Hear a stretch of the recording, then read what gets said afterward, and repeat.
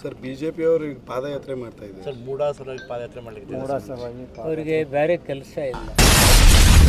ನೀವು ಕಳಿಸಿರೋ ನೋಟಿಸ್ಗೆ ಯಾಕೆ ಇಷ್ಟು ಹೆದರ್ತಾ ಇದ್ದೀರಿ ಅಂತ ಅದಕ್ಕೆ ನಾವೆಲ್ಲ ಹೆದರ್ತಾ ಇದ್ದೀವಿ. ಕಾನೂನುಬದ್ಧವಾಗಿ ಹೋರಾಟ ಮಾಡಲಿ ಅಂತನೂ ಮಾತಾಯಿದ್ರು ಬಿಜೆಪಿ ಅವ್ರ ಕಡೆ. ಏನು ಕಾನೂನುಬದ್ಧವಾಗಿ ಏನಾದರೂ ಅನ್ಯಾಯ ಮಾಡಿದ್ರೆ, ಏನೋ ತಪ್ಪು ಮಾಡಿದ್ರೆ, ಏನೋ ಭ್ರಷ್ಟಾಚಾರ ಮಾಡಿದ್ರೆ ಕಾನೂನು ಬಗ್ಗೆ ಹೋರಾಟ ವಾಲ್ಮೀಕಿಯಾಗ ನಾವು ಮಾಡಲಿ, ಯಾವ ತಪ್ಪದ ಶಿಕ್ಷೆ ಅನುಭವಿಸ್ತಾನೆ. ಯಾವುದು ಏನೂ ಆಗಲಾರ್ದಂಥ ಸುಮ್ಮನೆ ಕ್ರಿಯೇಟ್ ಮಾಡ್ತಕ್ಕಂಥ ಕೆಲಸಕ್ಕೆ ಹೋಗ್ತಾರೆ. ರಾಜ್ಯಪಾಲರು ನೋಟಿಸ್ ಕಳಿಸಿದ್ರು.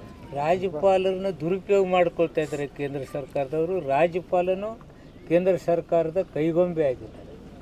ಇಂಥ ಪ್ರಜಾಪ್ರಭುತ್ವ ವ್ಯವಸ್ಥೆಯಲ್ಲಿ ಇಂಥ ನೀಚ ಕೆಲಸಕ್ಕೆ ಇಳಿದಂಥ ಕೇಂದ್ರ ಸರ್ಕಾರಕ್ಕೆ ಜನ ಚೀಮಾರಿ ಹಾಕ್ತಾರೆ. ಏನು ತಪ್ಪಿದೆ ಅಂತ ಸಿದ್ದರಾಮಯ್ಯವರು ಸುಳ್ಳು ಸುದ್ದಿಯನ್ನು ಹರಡ್ತಕ್ಕಂಥ ಕೆಲಸಕ್ಕೆ ಹಾಕಿದ್ದಾರೆ. ಸಿದ್ದರಾಮಯ್ಯನ ವ್ಯಕ್ತಿತ್ವಕ್ಕೆ ಇವ್ರು ಏನು ಧಕ್ಕೆ ತಂದರೂ ಅದು ಆಗೋದಿಲ್ಲ. ಸಿದ್ದರಾಮಯ್ಯನೇ ಅಂತಹ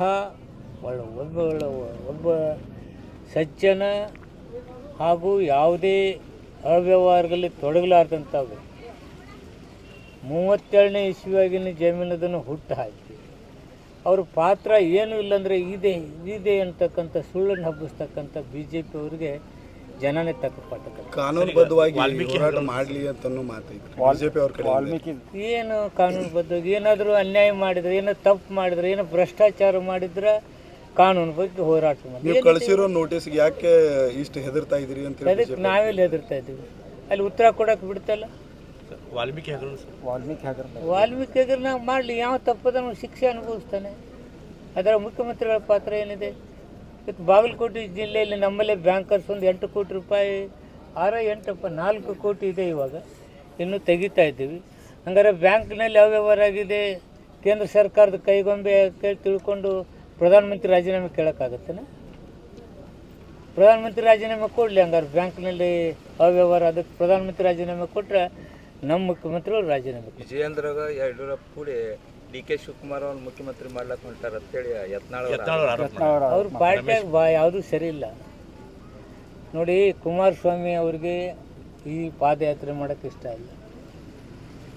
ಅವ್ರು BJPಯಲ್ಲೇ ಅರ್ಧ ಮಂದಿಗೆ ಇದು ಇಷ್ಟ ಇಲ್ಲ. ಅವ್ರಿಗೆ ಗೊತ್ತಾಗಿದೆ ಕೆಲವು ಜನಕ್ಕೆ. ನೋಡಿ, ಯತ್ನಾಳ್ ಅವ್ರಿಗೆ, ರಮೇಶ್ ಜಾರಕಿಹೊಳಿ ಅವ್ರಿಗೆ ಇವರು ಮಾಡ್ತಕ್ಕಂಥ ತಪ್ಪು ಅಂತಕ್ಕಂಥ ಭಾವನೆ ಇರ್ಬೋದು. ಕುಮಾರಸ್ವಾಮಿ ಅವ್ರಿಗೆ ಇದು ತಪ್ಪು ಅಂತಕ್ಕಂಥ ಭಾವನೆ ಇರ್ಬೋದು.